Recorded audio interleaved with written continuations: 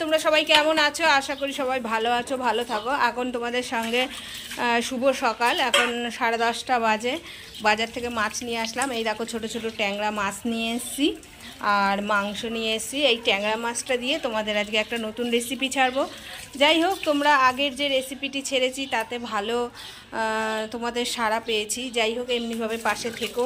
আর video দেখছো, একটা করে অন্তত লাইক করো, কমেন্ট করো কেমন হচ্ছে কি না হচ্ছে, তোমরা আমার ভিডিও আরও দেখতে চাও কি না, খারাপ হলে সেটাও কমেন্ট করো যাতে আরও ভালো করে করার চেষ্টা করতে পারি। যাই হোক, দেখো এগুলো হচ্ছে ট্যাংরা মাছ। এই ট্যাংরা মাছ কাটতে খুব কষ্ট হয়, তার কারণ এর 2-3টে কাঁটা থাকে। এই কাঁটাগুলো ফেলাতেই অসুবিধা, কিন্তু ছোট ছোট মাছ খেতেও ভালো লাগে আর রান্না করতেও ভালো লাগে। যাই হোক, এইবার আমি ট্যাংরা মাছগুলো কেটে নেব। এর সঙ্গে রয়েছে হচ্ছে মাংস। বন্ধুরা, মাংসও করবে। যাই হোক, কিন্তু তোমাদের মাংসর কোনো রেসিপি দেবো না, এই ট্যাংরা মাছটার রেসিপিটা দেবো।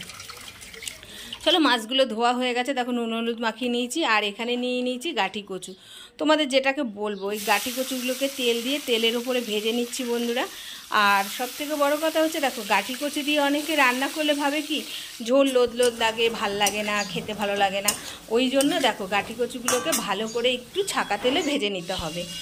আর এই দেখো, এইখানে আমি জিরে, ধনে আর সর্ষে, কাঁচা লঙ্কা নিয়ে নিয়েছি বন্ধুরা। আর এই দেখো বাটাও হয়ে গেল। এই যে সামনে যে একটুখানি দেখছো, এটা হচ্ছে আদা বাটা কিন্তু বন্ধুরা।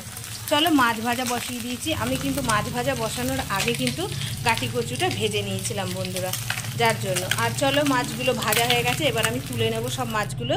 তারপরে তেল রয়েছে কড়াইতে, তেলের মধ্যে কালো জিরা ফোড়ন দিয়ে দিলাম বন্ধুরা। কালো জিরাটা একটু হয়ে আসবে, তারপরে মশলাটা দিয়ে দেবো বন্ধুরা। মশলাটাকে ভালো করে একটু কষাতে লাগবে বন্ধুরা। আর এই দেখো হলুদ দিয়ে দিলাম, 1/2 চামচ মতন হলুদ আর 1 চামচ মতন লবণ দিয়ে দিলাম। তারপরে ভালো করে কষাতে শুরু করলাম, কারণ একটু ভালো করে না কষালে পরে খেতে ভালো লাগবে না। আর বন্ধুরা, পুরো ভিডিওটা দেখো, আর ভালো লাগলে অতি অবশ্যই একটা কমেন্ট করো যে কেমন হচ্ছে। আর এই দেখো, যে বাটিটা একটুখানি মশলা ছিল, সেই বাটিটা একটু জল দিয়ে সেই মশলাটা দিয়ে দিলাম ভালো করে। আর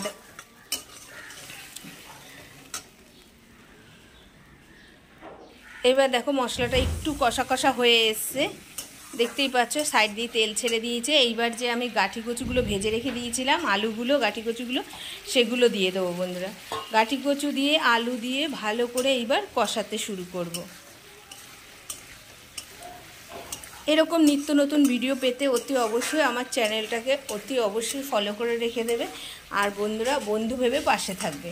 আমার বন্ধুরা বন্ধু ভেবে পাশে থাকবে। দেখো কত সুন্দর হয়ে গেছে কষানো কষানো। এইবার আমি পরিমাণ মতন জল দিয়ে দেবো বন্ধুরা। আমার অল্প যেহেতু তরকারি, সেহেতু আমি অল্প জল দিলাম বন্ধুরা, যতটা পরিমাণে জল লাগবে, কারণ গাঁটি কচু আলুটা একটু সেদ্ধ হবে। আর এইবার ঝোলটা ফুটে গেলে মাছ ভাজাগুলো দিয়ে দেবো বন্ধুরা। দেখো ঝোলটা ফুটে এসছে, এবার আমি মাছ ভাজাগুলো ওর মধ্যে দিয়ে দেবো। আশেপাশে হয়তো অনেক আওয়াজ আসতে পারে বন্ধুরা, কারণ যেহেতু তোমাদের বলতে ভুলে গেছি, আমার 2 সাইডেই রাস্তা।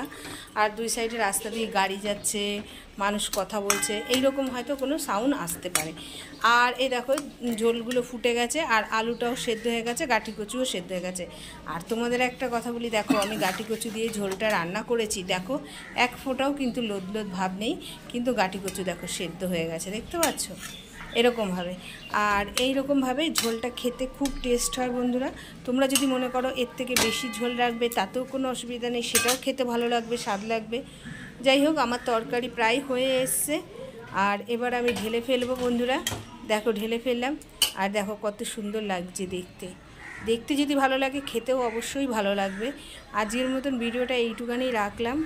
আর পুরো ভিডিওটা দেখো তোমরা। আর ভালো লাগলে অতি অবশ্যই একটা সাবস্ক্রাইব করো, ফলো করো। আর আজকের মতন টাটা।